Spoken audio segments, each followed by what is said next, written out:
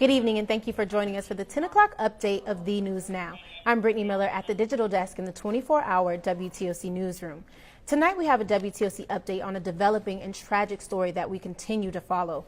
A GoFundMe page has now been set up for a mother and family whose apartment caught on fire last week. You might remember it happened on Graydon Street back on May 30th. One child died and 4 others were injured. 2 of them were severely injured, burned, and had to be taken to the Augusta Burn Center.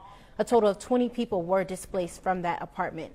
If you would like to help the mother, Bianca Hatton, we have attached the GoFundMe link to this story on our website, WTOC.com. An important reminder from first responders that the Effingham County Sheriff's Office is hoping will hit home with all drivers. Sean Evans is talking to deputies about the importance of moving over and yielding to emergency vehicles responding to calls and how it can make the difference between life and death. On an average day, Effingham County Sheriff's deputies flip this switch 2 or 3 times to turn on lights and sirens while responding to an emergency. To be honest with you, almost every time I turn the lights and siren on, there's a close call because of somebody not yielding the proper way, or they'll start one way and then come back the other way. A driving instructor for the Sheriff's Office, Scholes says they train for the sometimes unpredictable nature of other drivers on the road. Seeing like this guy right here, he's in such a hurry to get to his house. He doesn't care what emergency I'm responding to.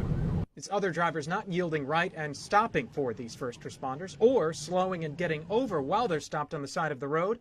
That's the #1 killer of law enforcement. The #1 killer of law enforcement in this country is car crashes.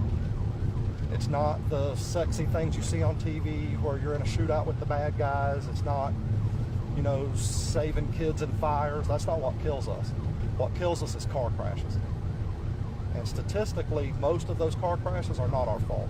Scholes says drivers can do simple things to be more aware and ready for emergency vehicles responding to a call.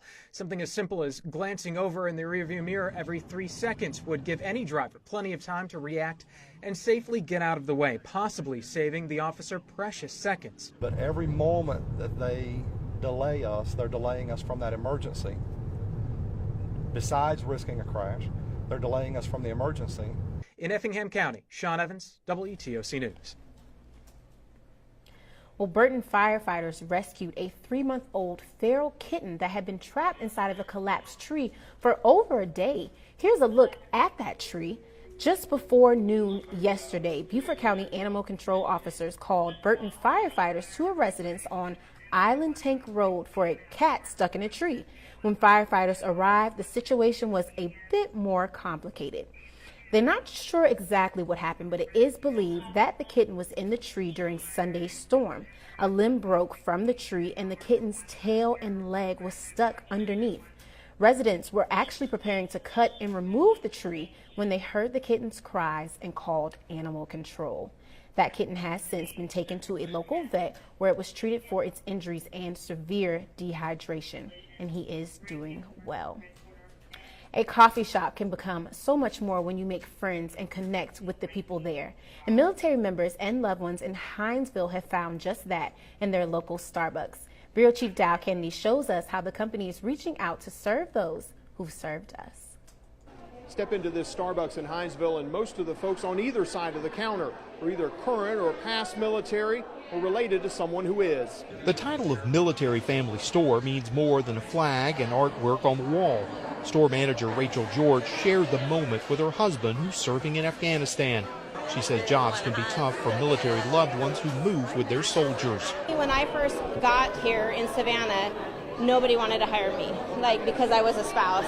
She says Starbucks welcomes veterans and spouses. They make up the majority of the staff here. They're very good about hiring our veterans, our spouses that are affiliated to the military, and overall the employees are great here. The Hinesville shop became the 42nd to get this designation. Rachel hopes soldiers and spouses will recognize it as a welcome to those who serve. When someone PCSs or on deployments or just dealing with day-to-day family situations that civilians or people that aren't in the military don't necessarily understand. They marked the occasion with a $10,000 grant to the Fort Stewart USO to further help military families.